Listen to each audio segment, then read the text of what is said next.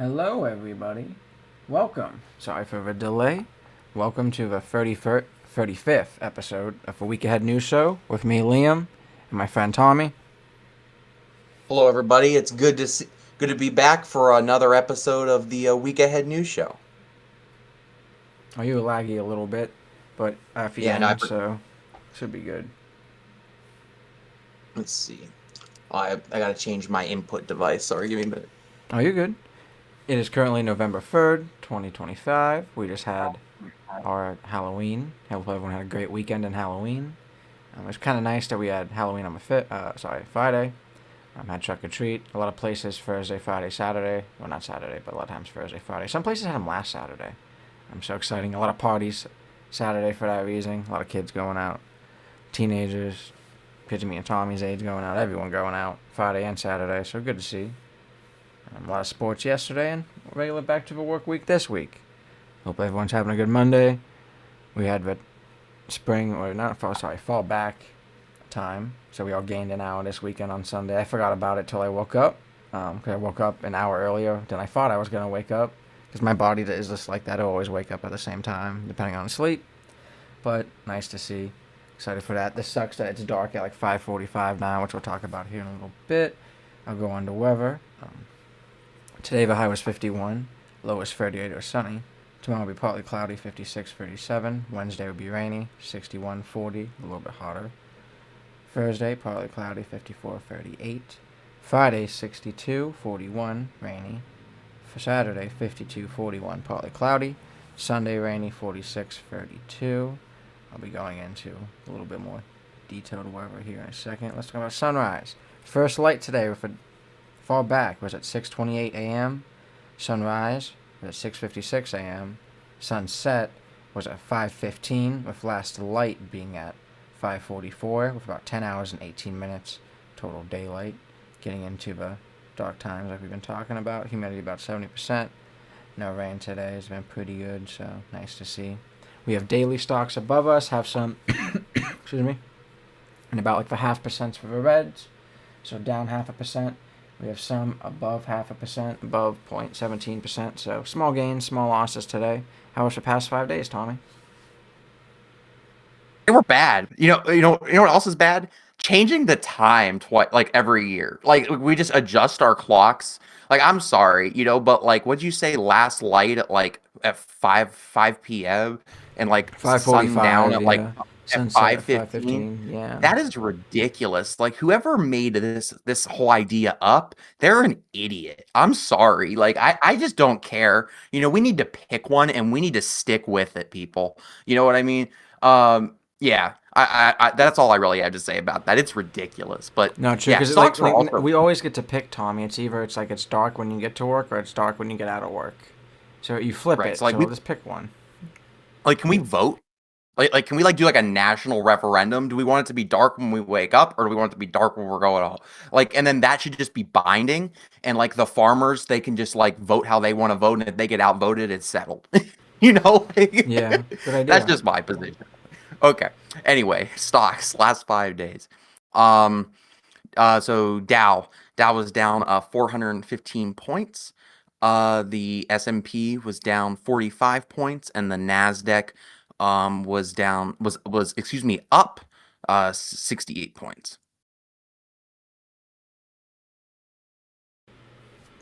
They seem like small So a little percentage losses and small percentage gains as well last week. pretty much, yeah. So kind of with the government shutdown, everything flattened out. We're kind of maybe seeing how people are working out these tariffs. All right, I'm going to go into a funny topic, which is also Halloween themed. It's about the Trump Halloween party he had at Mar-a-Lago over the weekend. Past weekend, Mar-a-Lago hosted a full-scale Halloween event. Turned out to be a headline generator, as most Trump social media events tend to do. Guests, donors, and political allies attended in full costumes, and videos and photos inside quickly started circulating online. I always wonder how this does, but I'm guessing there's probably like people that follow a lot of these people, and then once they see they post it, they kind of repost it and be like, look at the dumb stuff they're doing, and everyone mocks them. So good to see. Trump himself didn't lean into the costume theme too hard. Instead, he showed up in a suit and tie, with social media joked that he was the scariest costume of all. a presidential debate candidate who True. never left campaign mode. Trump always acting crazy. Standout moments. One of the biggest viral clips came from addressing the crowd, joking that the real horror story is the state of the economy and political climate. Supporters laughed, critics rolled their eyes, and Twitter did what Twitter does. Now X. Some figures in attendance did commit for costume bid. Like I said, few guests dressed as Secret Service agents. Um, that's funny. Someone came as for a Mar-a-Lago classified documents box from the last time he was president. Well, actually, after when it was Joe Biden, he had a lot of classified documents from when he was president the first time in Mar-a-Lago. Probably still there. Probably some other ones now too. He's hiding out. Maybe he's learning. Um, like I said, Tommy, it was interesting because a lot of people on the right wing, they dressed up as like the VIPs from the Squid Games, which aren't really like respectable people in the show, not really tied with reality. So interesting. I saw like they had a lot of like, I think it was like Rolling 20s or Great Gatsby themed, but there were a lot of women barely dressed up dancing around. Um, so I always thought that was interesting. I really wouldn't like that in a party, but I don't know if that's a rich thing or just kind of like how Trump is with some of his old friends and the type of parties he likes to have. So that's interesting to me. Um, my opinion, kind of a party overall, and I've been telling Tommy this, and I think some people have just been talking about it since I saw clips of it, is that it's interesting if it was any other president, people would be mad, let alone if he had it at like his private resort. Um, Even though it is Halloween, it is serious. It kind of shows that every weekend Trump's going to his resort on a dollar and not really thinking about America and just doing his own thing. So, like, you could always have fun. If it was just a small thing at the White House, I feel like that wouldn't be a big deal. It's not really a big deal anyway. It's just interesting to show what Trump does with his money. And also, like, watch the clips because it's kind of interesting just how many women there are dancing. It's just like, it's kind of like a Vegas club. And I'm just like, yeah, I don't know, that's a little tacky for me. So there were like cars parked out, just like old cars parked out all along in the grass and stuff. So very interesting to me. Supporters said it says that he's energized, fun, and confident, not hiding. I don't know about that. A lot of issues. So and he wasn't there for too long. It's just a party. So like critics are showing it's unserious behavior from someone running for presidency and who's also the president. It's kind of he talks about a lot of people talking about 2028. But really, I kind of think with everything me and Tommy were talking about earlier too, even because I guess, even I don't know if you saw Tommy, we should be talking about this too, but we're not. Maybe we'll see what actually happens further along the aisle. But there's more stuff happening with Israel and the ceasefire. There's stuff happening in Venezuela. So there's a lot of stuff happening at home. Even like he said, joking around with how horribly the economy is going right now, and he's having a party. Kind of shows how he is the king of political theater. And that's just what he's good at. What do you think, Tommy? I agree with you. I think this is just political theater, but also I think it's kind of like stupid political theater because and anybody that has some sort of elementary understanding of politics would understand that it's not a good look to host a extravagant Halloween party when the federal government is shut down and when people are not receiving their SNAP benefits and their other benefits that people rely on. So Yeah. Working families in Ohio and throughout the nation that they'll be struggling to make ends meet. They'll be many of them will be dealing with the anxiety of will I be getting my full SNAP benefits as we'll talk Mm-hmm. about later. And then what do they look online? They see a president that doesn't care about them. They see a president that would prefer to be surrounded by his rich oligarch friends and scantily clad people and people wearing costumes and not really worry about the American people. It's Yeah. just completely ridiculous, and it shows that we have a president that doesn't care about people like me and you, and instead just cares about his wealthy friends and the people that he really serves, the multinational corporations. Yeah. And I think that the party actually shows that. Um, the average American couldn't even afford to go to a party like that if they were selling tickets, Mm-hmm. and Donald Trump instead of trying to actually address the Republican manufactured shutdown, he just throws this lavish party and throws up the middle finger to the working class of the United States. So I think it's That's kind of how I disgusting, see and it. it's Yeah. it's just bad political theater by an idiot. And I kind of like what you're saying. Government shut down. He could be using the time to like actually band people together. A lot of people probably are going to be home. It's already shut down. Not many Republicans are working, but he could be making calls online. You know what I mean? Videos, press conferences, stuff like that to actually push people to do work. And it's interesting too. By talking about, excuse me, with Snap and what we talked about, or when we talked about a little earlier. Not until they're forced to do it, they even do anything with providing. So we'll talk about that too. It's just sad. What like Trump and Absolutely. a lot of the Republicans right now are just fine with not working and not trying to figure out any issues. And it gets so interesting. Like you even put out, he's definitely for these corporations because look what happened with the ballroom. Yeah. Easy sponsors. You know what I mean? Tim Apple gives him a gold bar, and he gets rid of a tariff for Apple iPhone, so they're not going to be $2,000 like people are freaking out about. So it's so rigged. What are you gonna say though, Tommy? No, it's just absolutely insane to me that um that he doesn't have like a political advisor that's like, baby, don't do this. You know what I mean? Like I guess like I don't know. He's just such an idiot. Who You are know what I mean? is like Loomer his actual political advisor? I She's something. I don't know if she's his political advisor. Something I don't know. advises him of something. All I'm gonna say Yeah, about that one. Allegedly. allegedly. I'm dead. All right.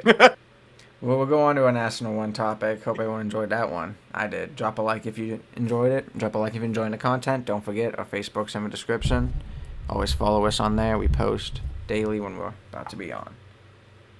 Tommy will be going into a National Topic 1. Yeah, so for those that don't know, there's a general election tomorrow. Make sure you go out and vote.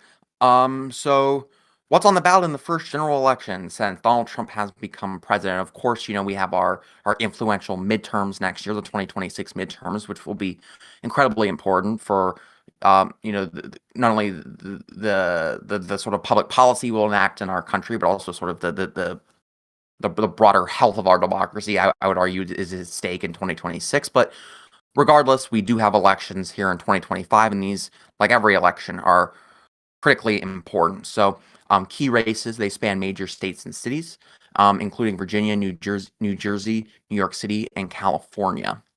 So, in Virginia, the Republican Lieutenant Governor Sears is running against former U.S. Rep. Abigail Spangar. So that is going to be a closely watched battleground for measuring voter attitudes towards Trump and the national issues. Similar sort of thing in New Jersey.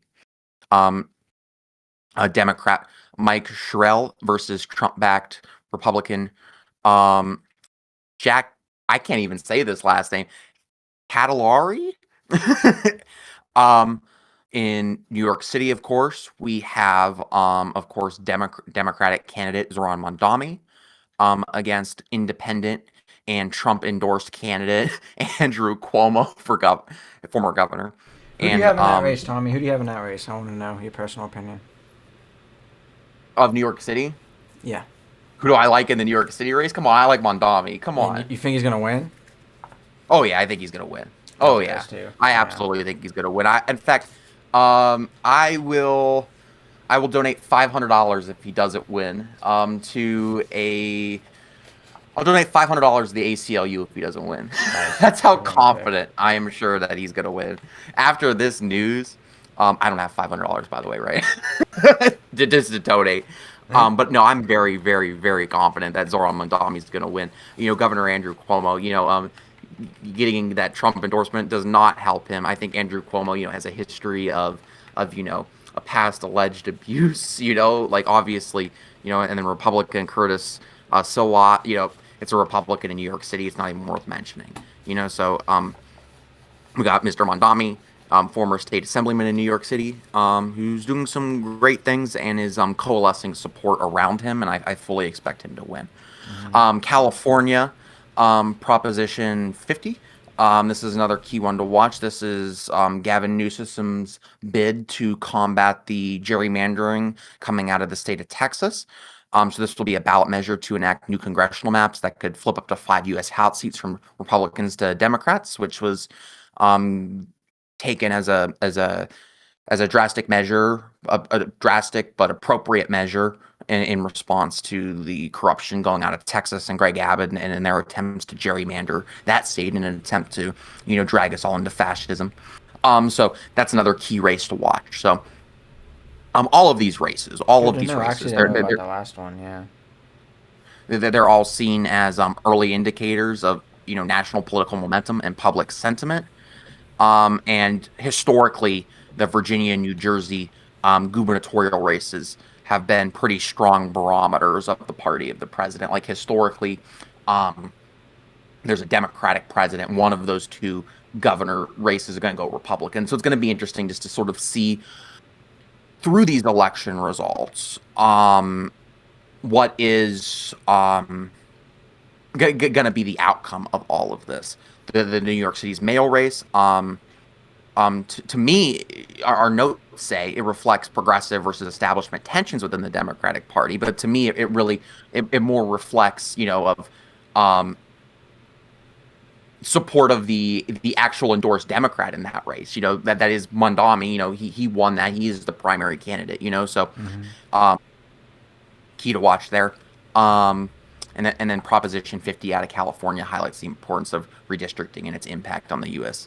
House balance. So all of these sorts of things are going to be critical to watch as we look to gauge broader national attitudes on Trump, the Republicans, and just sort of how our country is going. Sort of the classic question in politics when someone's running for president is, are you better off than you were 4 years ago? And essentially the question that's being asked in these elections, particularly in Virginia and New Jersey, where they have these gubernatorial races, and in California, where they have that Proposition 50, the question is very similar. It's, are you better off than you were 1 year ago? And I suspect that Trump, people are going to say that they are not better off under Trump. So yeah, these are key things to sort of keep in mind as we go into the election tomorrow, sort of how these how things are going to play out with the national sentiment, demographic shifts, strategies, et cetera, et cetera, et cetera. So that's all I really had to say on this. It's just something to sort of keep an eye on. Again, if you wanted some Tommy Summers election predictions, I already said about Mondami.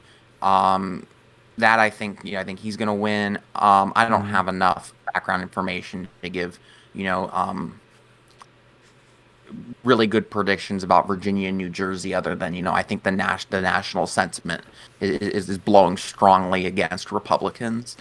California, Proposition 50, last I saw, that's polling positively. So, yeah. So, Liam, what do you think on this? Yeah, back to Mondami, I think he'll win. I think it'll be definitely interesting, kind of like what you said about the whole 4 years ago, 1 year ago. Things have been a lot worse now than they were a year ago. I wonder if things will be switching, like you were saying, kind of like with New Jersey and some of these other states. And I kind of did not. I knew California was redistricting. I didn't know they were doing that to battle Texas and kind of how they're gerrymandering. Same with here, Ohio, which we'll be talking about here in our local topic one. But definitely interesting. I already early voted. Definitely, if you haven't voted yet, go out and vote. It's always nice to go during lunch. Or after work. Kind of easier during lunch, in my opinion, but depends on how your voting place is.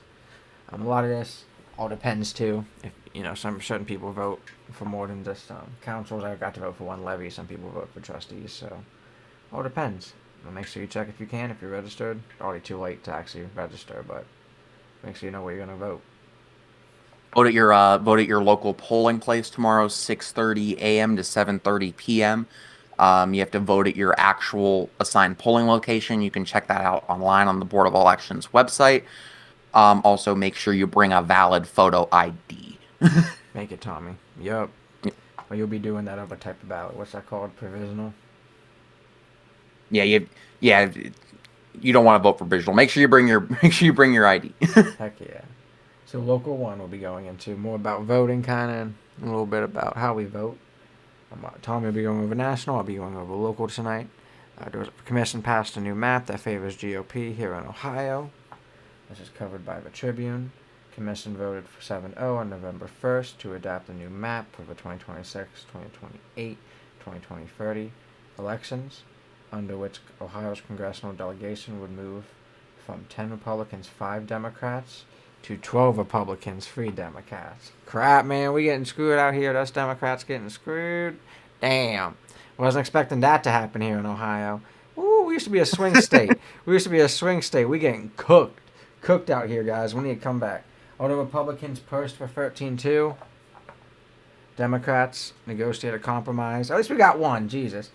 Democrat Amelia Sykes of Akron, a safer district, plus 4% Democrat eds. While districts of Greg Lance Mann of Cincinnati and Massey Kepter of Toledo shifted slightly Democratic to favoring Republicans. It's definitely interesting because, Cincinnati, Toledo, those are liberal cities. So they're definitely trying to wiggle a little bit of this up. Northeast Ohio impact. Northeast Ohio ripple effects are a little significant. The move of the Kent-Portage County area into Sykes districts triggers changes in the 6th and 14th districts, which cover much of Mahone, Trumbull, and Stark counties. I'll have to look at this how this looks though. 'Cause it's interesting with like Mahoning, but it might make sense if this is like the city areas of these, but it's kind of hard to because Ravenna and Kent, it's not like it's a straight line. You know what I mean? There's a lot of farmland in between those areas, but if between Ravenna, Kent, and even between those areas, Youngstown, Warren, and those areas, and even Akron, Canton. For example, portions of Mahone County, Canfield, Jackson, Austintown, shift from the 6th into the 14th.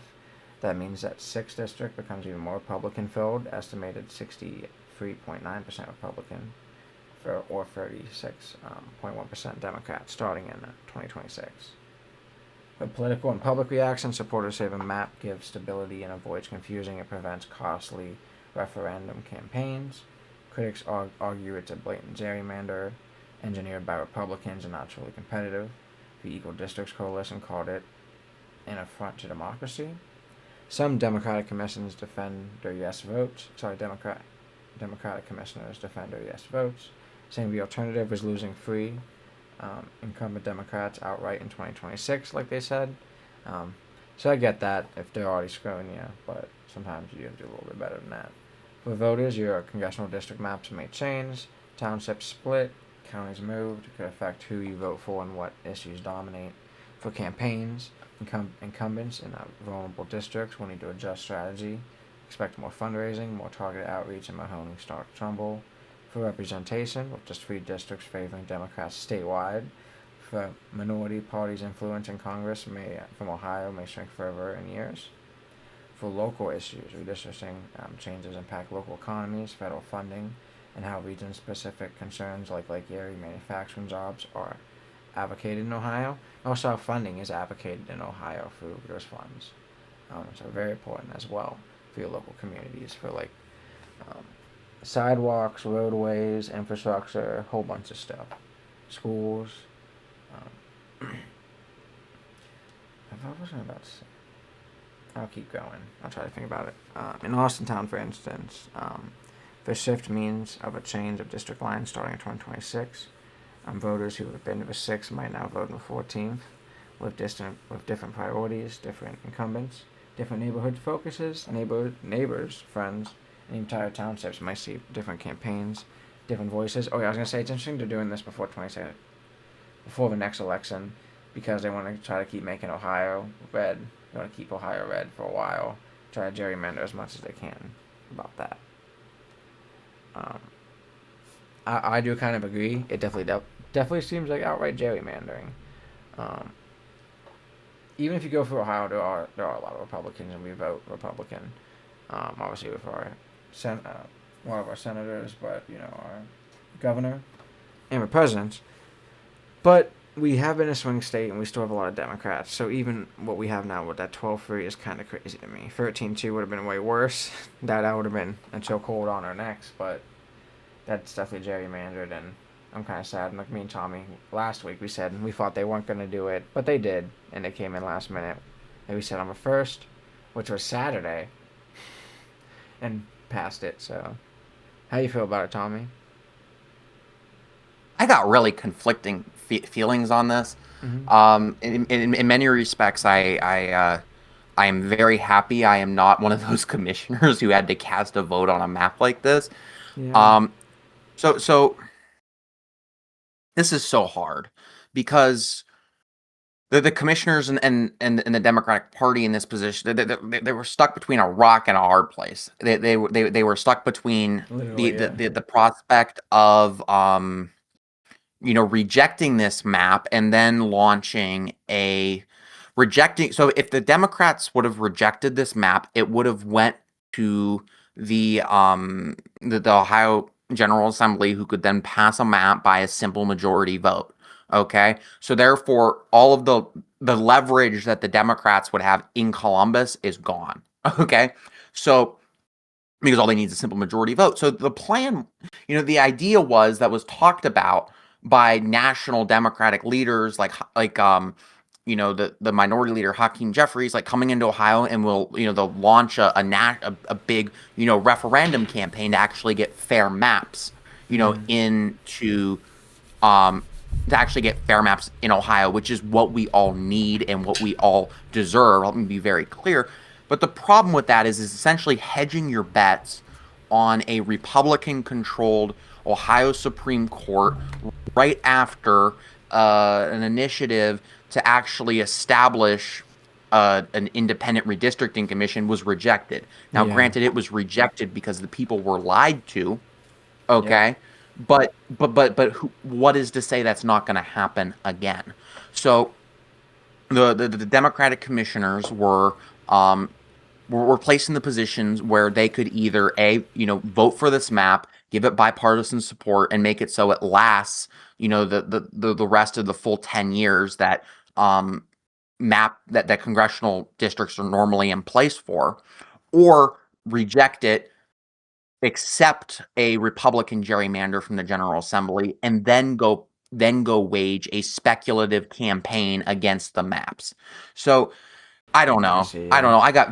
I got very, very, very mixed emotions on this. The real enemy in all this, like the real person who's the bad person in all this, is Frank LaRose and the Republicans, who deliberately lied to the people of Ohio last year when they had an opportunity to establish an independent redistricting commission that would have taken all of the politicians out of this. Yeah. The Republican part, the chairman of the Ohio Republican Party publicly admitted that confusion was their goal and that voter confusion was good. He said that publicly.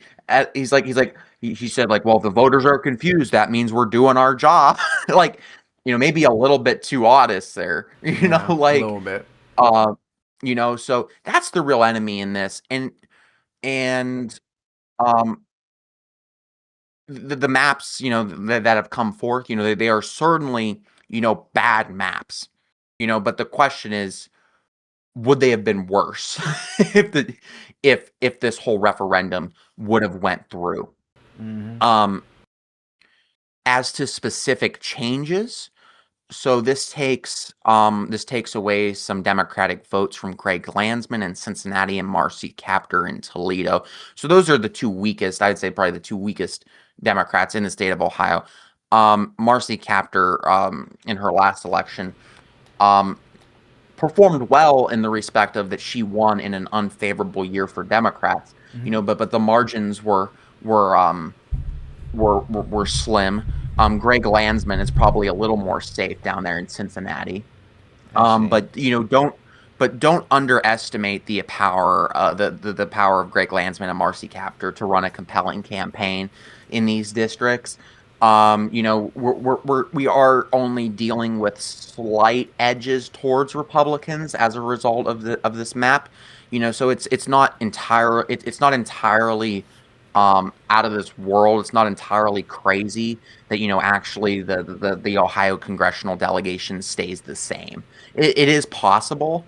Um, it's just going to be harder, of course. And Mm-hmm. so yeah, um, this is this is a very interesting thing, and to be honest, to both you and the listeners out there, I'm not entirely sure how I feel about it.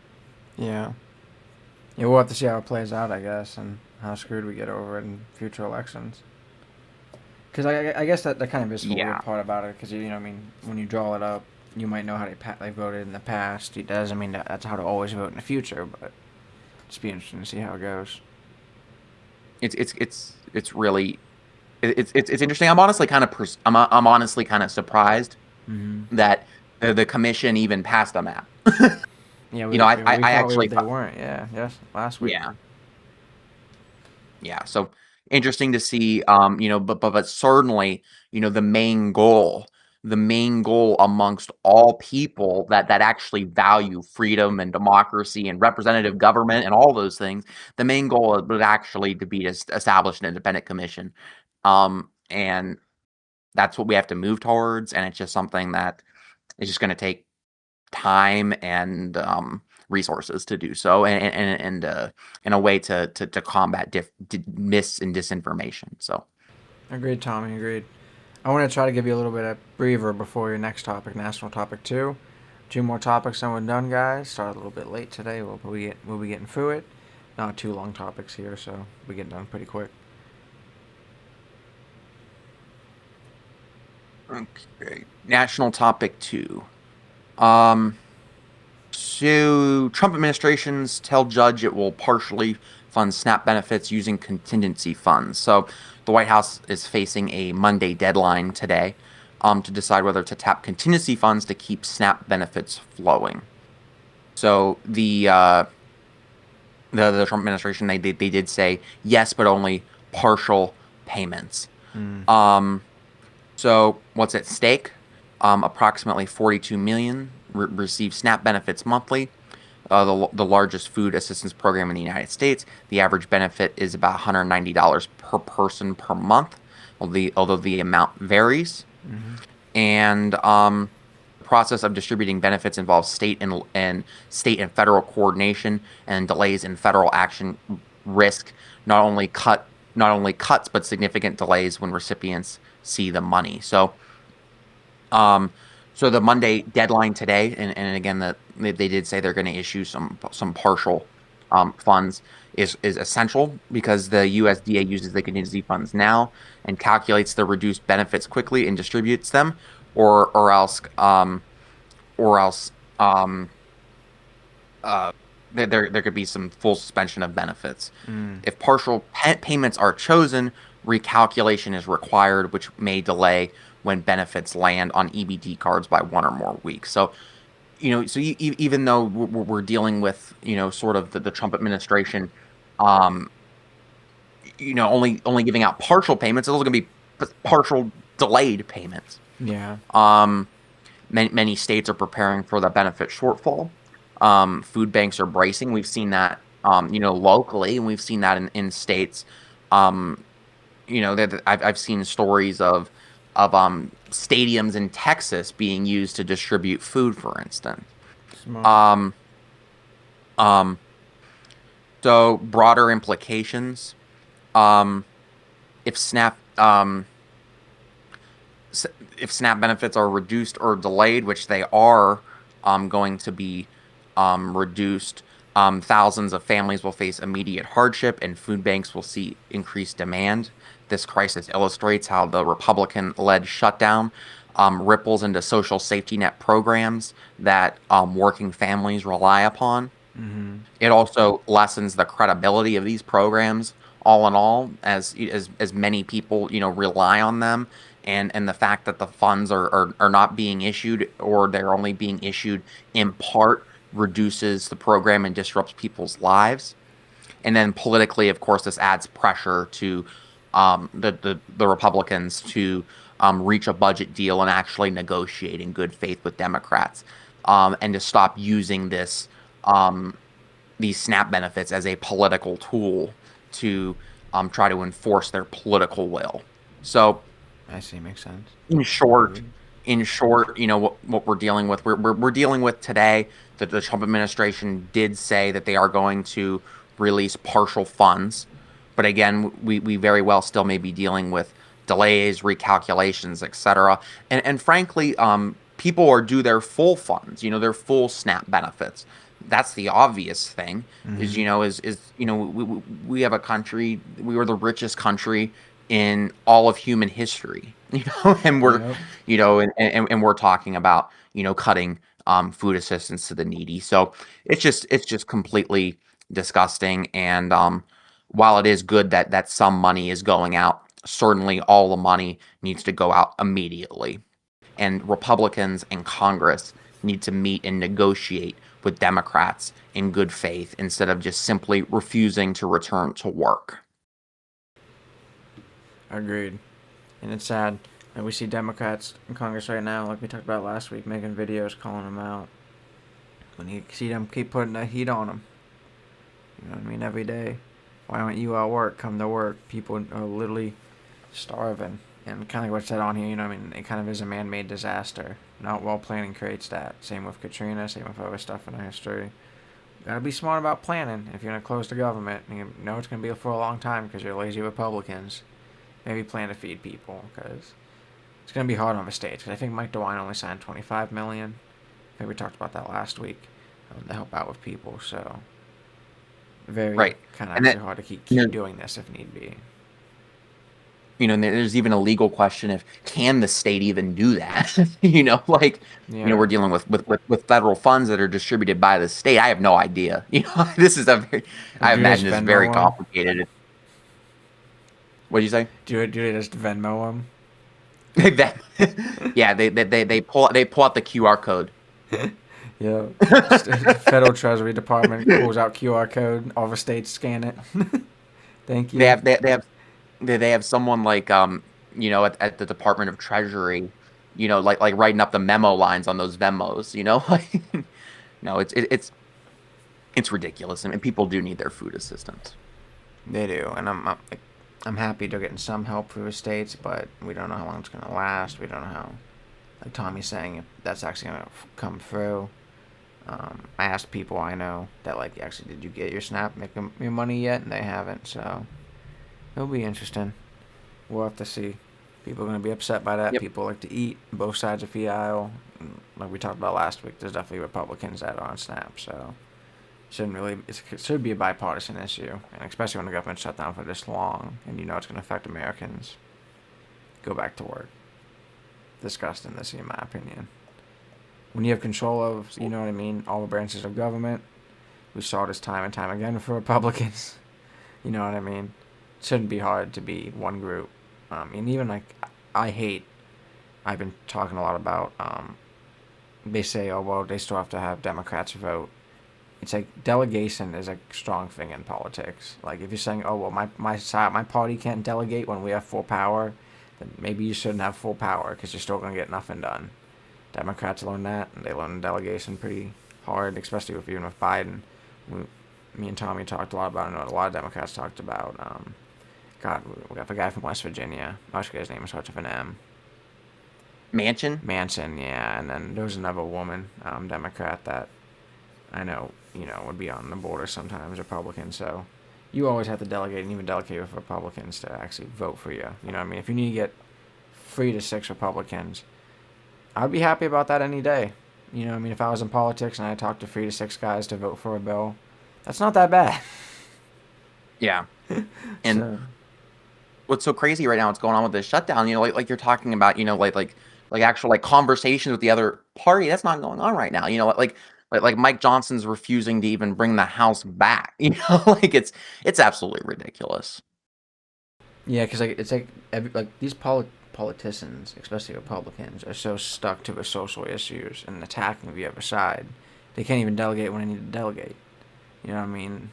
They're like healthcare. Oh no, you're paying for illegals. You're paying for illegal transgender surgeries that has never happened before. Like it's just crazy. So there needs to get some serious done. We have a lot of people that were kind of stuck in high school but are now in politics. So that's what you get. It's most of the Republican Party. Oh Stuck yeah, in for high school, sure. now in Congress.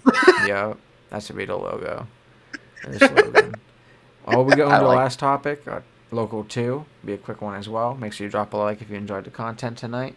We'll be having a Northeast Ohio Sports Show on this Thursday. We didn't have it last week because we had an event. But we'll have it this week. We're talking about the last race of NASCAR, which is last weekend. We have F1 back in Brazil this weekend. Local topic 2, I'll be covering will be about how General Motors is planning layoffs at the local battery plant.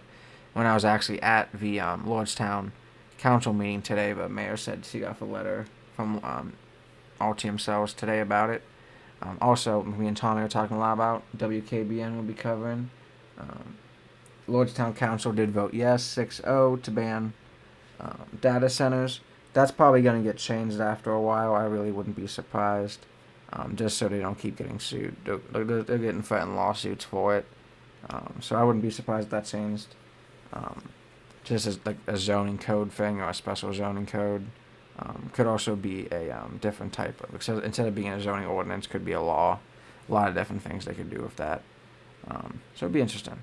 But we're going to the cuts. GM scales back EV battery plant and local impact. What happened basically? GM and its joint venture partner Altium Cells, LG, in Lordstown are cutting roughly 550 permanent jobs, with an additional 850 workers slated for temporary layoffs at the plant. The 850 temporary layoffs was already going to happen because my neighbor works there and she's safe, luckily. But she's been telling me for months that they were going to be laid off for a couple months at the beginning of January because they're basically retooling the plant. Batteries are so fast paced that every 2 years they have to retool these plants. So that's going to be interesting as well. But cutting 550 jobs, and I'm pretty sure she said like 1,200 people work there or something. So that's 30%, 35% of your workforce. That really sucks. Reaction is part of a broader cutback. GM confirmed around 1,700 layoffs across Ohio and Michigan manufacturing sites amid a weaker EV demand. Less tax breaks from the government with Trump's idea and his big beautiful bill. We saw, God, what's her name? Mary Berry or whatever her name is, Mary Barr. There it is. GM's CEO talk about it. A lot of people from GM love her. She's been great for years. She is not. But I bet a lot of these Michigan plants too. They had that Hamtramck plant. They basically redid the whole plant in Hamtramck. Used to be a really old plant back in the day to manufacture the Hummer EV, and no one's buying that crap. No one's buying the Cybertruck. So I mean, it's kind of hard when a truck's $137,000. People didn't care about that tax rebate anyway if you're buying a car that much money, but as a whole, that tax rebate matters a lot for the cheaper cars. Like, because a lot of times, like, these Lordstown plants, they were producing a Bolt, what's it called, a Bolt EV? And then, The bo- so I don't know if they they make were the making Bolt anymore. Because you used to have a Volt, they got rid of that. Then they have a Bolt, which is a smaller one. But now they have, like, the Blazer EVs and all of those. They have a Trailblazer EV now. So all of those batteries are for that. So like $37,000, $30,000 to $40,000 cars. That $7,000 rebate actually really helped you buy it. Now they don't have that. Dramatically slower electric vehicle adoption has been happening as part of the reasons cited. Expiration, like I said, is federal consumer tax credits for EVs and a shifting regulatory environment. Why this matters, especially locally, the Lordstown facility is a key employer in the region. Jobs cut ripple through local economy, supply chains, and families. It's just not about one plant. It signals how even high-profile EV investments can be vulnerable when market incentives disappear. Locally, community leaders and unions warn this could stress the manufacturing base and slow promise of EV jobs for the valley. EV says production at the sites might be paused beginning of January 2026, with possible resuming of mid-2026, which that's pretty much what my neighbor told me. And if a lot of people getting laid off that aren't getting fired, 85% pay is what they get during this time, meaning uncertainty for workers in the region. But it also doesn't mean that like during this time they can get fired, which we have seen in the past with GM and especially in this area. So definitely good to like know the history of this. I think it's kind of interesting too, and I was telling people, me and Tommy and all my friends, telling my coworkers, same with AI centers, kind of. We don't know how long these jobs are actually going to last. And AI is way like worse than this. It's like they say like 120 is for max for jobs at an AI center. If this has 1,200, that's 10 times the jobs. It's interesting because I've seen a lot of people talk about, you know, like AI, the jobs they'll create.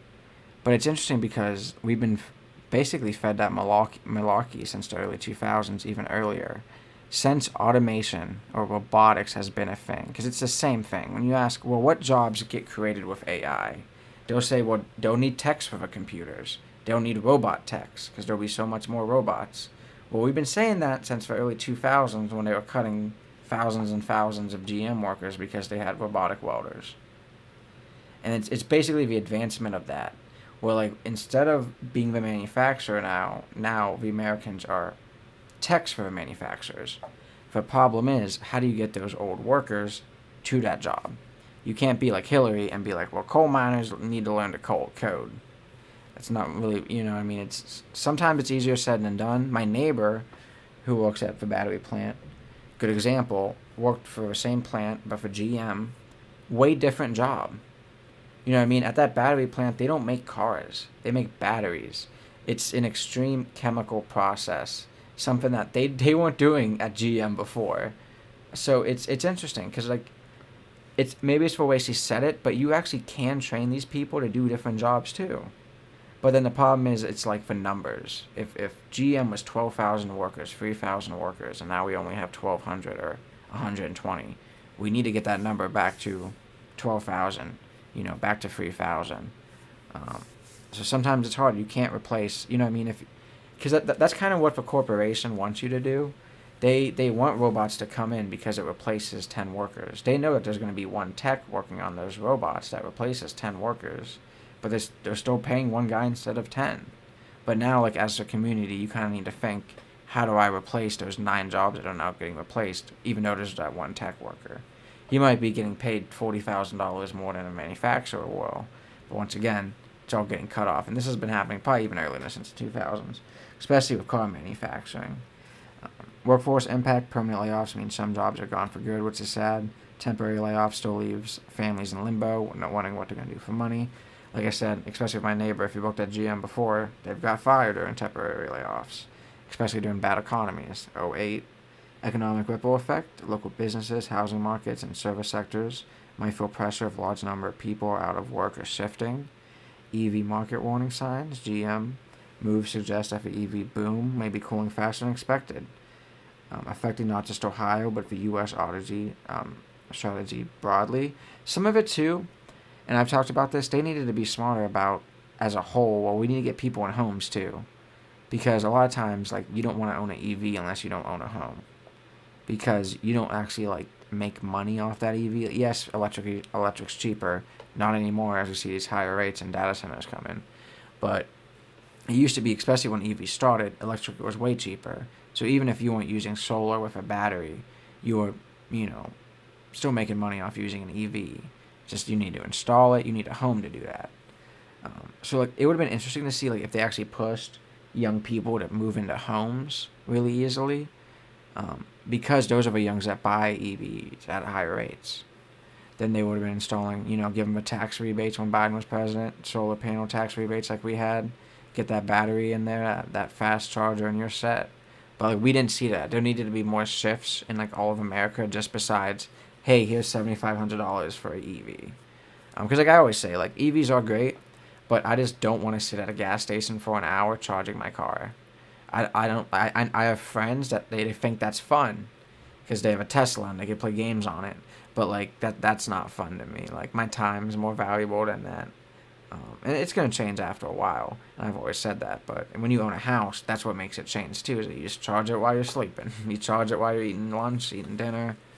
So it really sucks for the whole market. But kind of like what we're seeing with Trump. They're not putting money into it. We didn't see a whole shift going to it.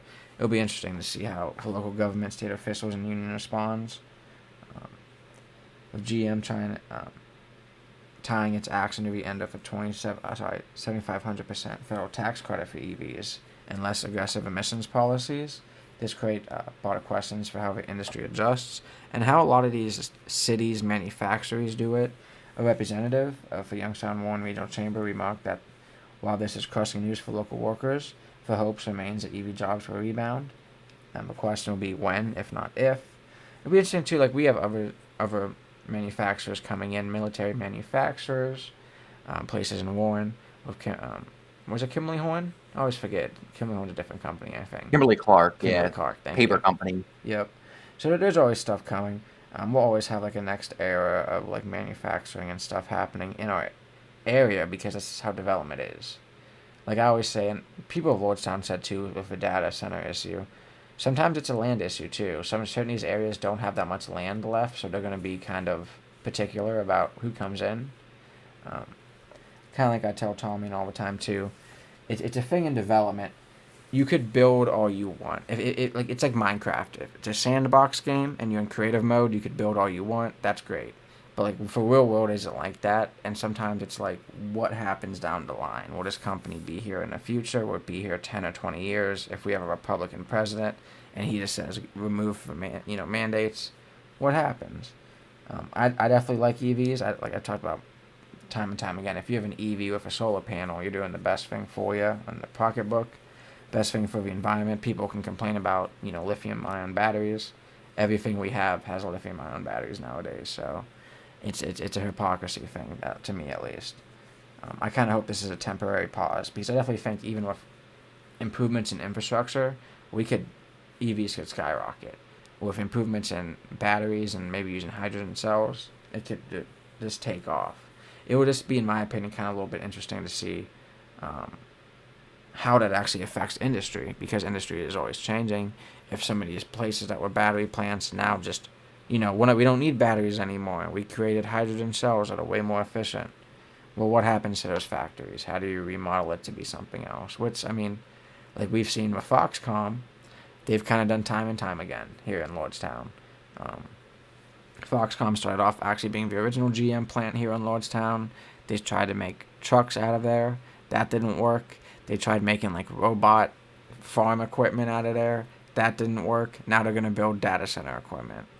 So, I mean, you could always repurpose all this stuff. It's always interesting to see, in my opinion.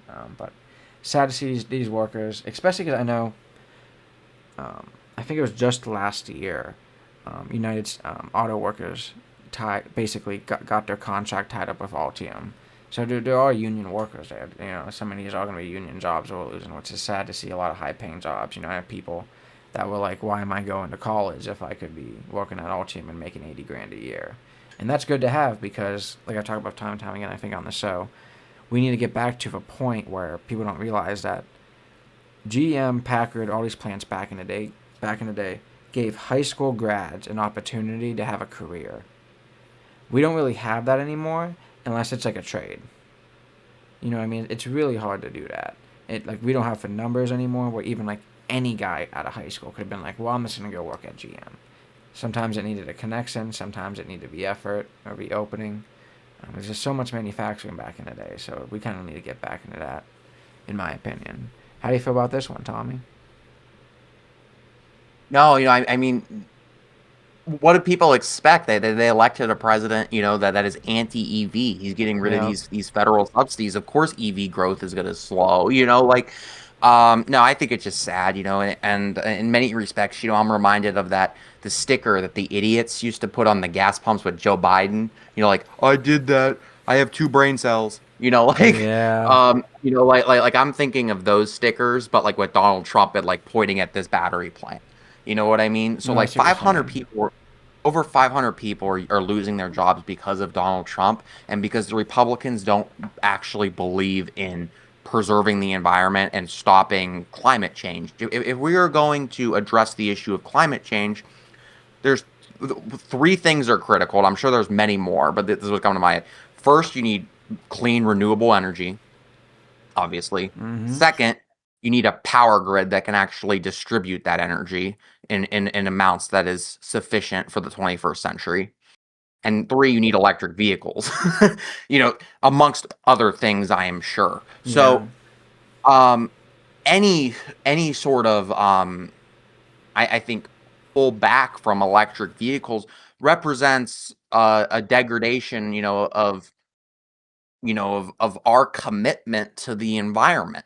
The United States, we need to be, actively preserving our environment, making sure that, reducing the number of greenhouse gases, et cetera, et cetera, et cetera. So, people in the future actually have a habitable planet. And of course, getting rid of these EV battery plants negatively hurts that goal. So, Yeah. it's just sad. It's just sad. The environment's going to suffer.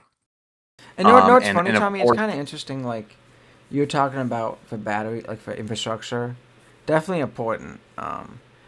But it's interesting how America takes like I bet like we were talking about before data centers, those take up a lot of power. But like when you know it makes you money, you're like, oh, let's do it. You know what I mean?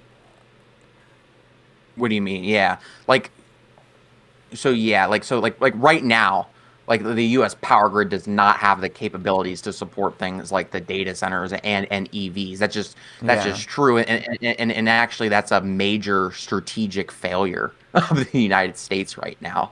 And Mm. money needs to be invested like right now into improving the power grid. And that is just so important for us, as a nation. Like it's important for jobs. It's important for national security. It's extremely important. Yeah. And um, having um, it's extremely important, and it's a critical component of a clean energy future. That is not being realized because of actions like Donald Trump and removing these EV subsidies, from removing these EV subsidies and then by extension, taking jobs out of our community. So Mm-hmm. this is just bad on all angles. It's bad in terms of, the environment. It's bad in terms of all the jobs lost. It's bad for our area, and it's all because of Donald Trump. And it's interesting that you said clean energy future because that's the developer that made the natural gas plant in Lordstown name, basically. So like it's interesting that like Lordstown literally could have had like two natural gas plants, and they still have Altium. Like I, we I know should say now. clean and renewable to Yeah, be. true. True. They weren't doing that, I guess. But like it isn't like and like, but like for the reason why like we have this freaking power issue, like Tommy's kind of was trying to say, is that like for years, First Energy, all these corporations basically scammed us. They had these old power stations that were just they knew that were getting old and dilapidated. They weren't maintaining, but they were still making money. And then they were charging us like they were fixing them, and they weren't. You know what I mean? It's like having a landlord and your house is falling apart, and he's saying, "Well, I'm building the house, like we're repairing it right now, and you're not seeing any repairs being done." It's like, buddy. So like we're seeing time and time again, and it's interesting because like we had to see outside investment. Both of these power centers in Lordstown aren't First Energy power centers. You know, what I mean, we see outside investment a lot of times outside like engineering and like innovation to even do this.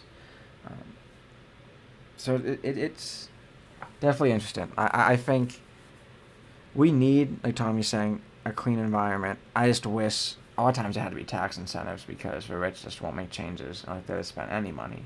But like for actual, like he's saying, clean renewable resources, and then if we actually get clean cars, we're set. But President Trump's Yeah. cutting that back off right now. He'd rather just giving more money to these corporations, and not making them pay their fair share either. Because I do think a lot of it is, and like a lot of people like it and don't like it, but I do think some corporations probably should pay a carbon tax if they pollute a lot. And we don't see that either, and we're not seeing that with Trump. So the environment's still going to have issues. Because you could always say, all this money, oh, how are you going to pay for the infrastructure? Put a carbon tax on there. Heck yeah. Then give it to all the energy companies, and they could be be greedy and corrupt with them, and only use 20% of it and pocket for over 80 or whatever they do. You know, um, it's just great. I forgot what I was gonna say. Oh, you're good. Yeah, it's sad for the people, and it would be interesting to see, like we're saying, if they can get other jobs, if they could. A lot of these people too don't directly live in Lordstown, so it does hurt other areas too. It hurts some people in Lordstown, hurts some people in Austintown, Poland, Canfield, everywhere. Some of these were high-paying jobs, Boardman, even here in Girard. I know a lot of people in Girard here that work there, so sad to see. Hopefully, they could try to find other work, or even, like I'm saying, it would be nice to. It would suck because we still have another 3 years of it.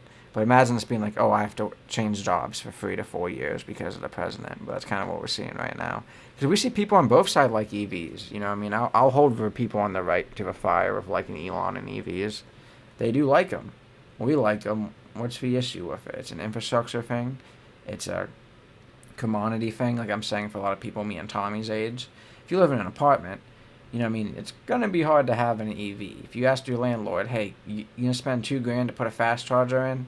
He's going to laugh at you. Even though it's a tax write-off, and there used to be, tax rebates for the government, he would still laugh at you. So that's my opinion on it, Tommy. It's kind of sad to see. A lot of this is Trump's fault, and I've seen it all over Facebook, people roasting Trump supporters about it. You know what I mean? Not really, I don't know, right time and place, maybe a little too soon, but give them some time. They need to understand it, and we're seeing it too. Like we saw even with Trump, he jokes about the economy during his party, and the place that he said, oh, it'll be okay, don't sell your house, don't leave Lordstown. We're seeing people just having to leave Lordstown time and time again. So crazy. Is that really it for you, Tommy, on this one too? Yeah, no, that's all I had to say. I think what we're dealing with here is just, Donald Trump doesn't like EVs, and he's going to get rid of this tax incentive. By the way, that's a tax incentive that helps working families. Yeah. Like it's a 7,500 tax credit for people that would benefit from that. It's not a tax credit for the rich; it's a tax credit for the poor and the middle class. So just get rid of that. And of course, EVs and by extension, all their environmental benefits are going to go down the drain. So Do you feel like any of that was because of the Elon beef? No, I mean, I kind of think Donald Trump had it out for EVs to begin with, and Elon just was like, "I'm an CEO of an EV company. I guess I'm going to work for him." Like, okay, bro, Yeah. like doesn't make a lot of sense to me, but we get It's it just, like you have Asperger's it's or a something. crazy. True. Hey, that's what he said too, not us. Not us, Elon. Don't be mad at us for that one. You said that on SNL. But it's crazy, you know what I mean? Like, how big of a switch up is that, Tommy? He's like, I'll bring EVs to the front lawn. We'll have a great time. We'll have a play date. And then, bang, you're going to get cut. So, and it's sad. We knew it was going to hurt, too.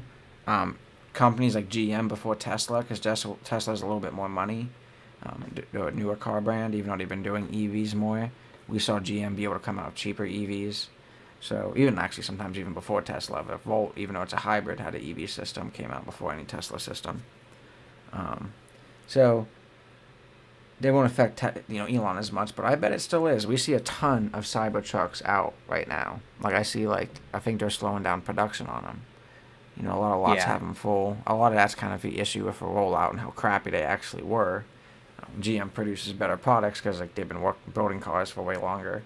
I actually understand you need to produce a good product when you spend that much on a car, but my opinion. I'd rather drive a Mitsubishi than a Cybertruck. Oh yeah, dude. Not even a good Mitsubishi. I agree actually. Like an SUV, an SUV with like a free banger in it. No, I'd take that. That Mitsubishi Mirage. It's got like a bench seat on the back. It's like a $15,000 brand new car.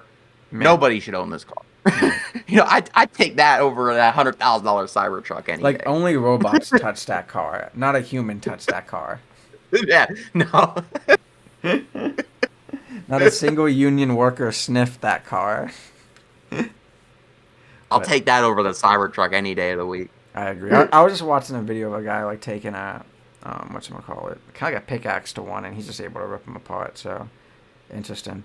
But I hope everyone enjoyed the content tonight. We had a lot of different topics, just from about local areas like GM, talking about Lordstown a little bit about SNAP benefits and Trump just being normal crazy of his party. A lot of stuff about voting. Make sure you go out and vote tomorrow. Like we said, Tommy will probably. I'll let Tommy give the spiel again. I want you to, but go out and vote during lunch or after work, or if you're an early person, even before. But how do you vote, Tommy? Make sure you go vote tomorrow. The polls open at 6:30 a.m. They close at 7:30 p.m. Bring a valid photo ID. Go vote at your assigned polling location. You can vote. You can check your assigned polling location online at the Trumbull County Board of Elections website. Go out there and make your make your voice be heard. Low turnout elections, it gives more power to your vote. So get out there and exercise it.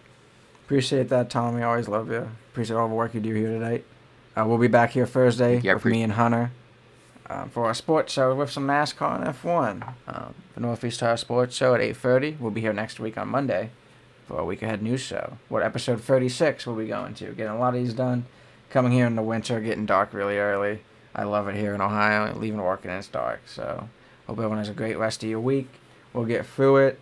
Hope everyone had a good Halloween weekend. I'm out, Tommy. Good night, Youngstown. Have a good one, everybody. Thanks again for having me. I'll be on next week. Check out Liam's other shows. Have a good night, everybody. Appreciate it, too, everyone. Check out our Facebook if you haven't. Drop the like, even if you're watching the VOD. Helps us out. Subscribe if you haven't. Ring the bell below us. That helps out with notifications. If you want to be notified when we're live, you can even customize it for like 15, 30 minutes.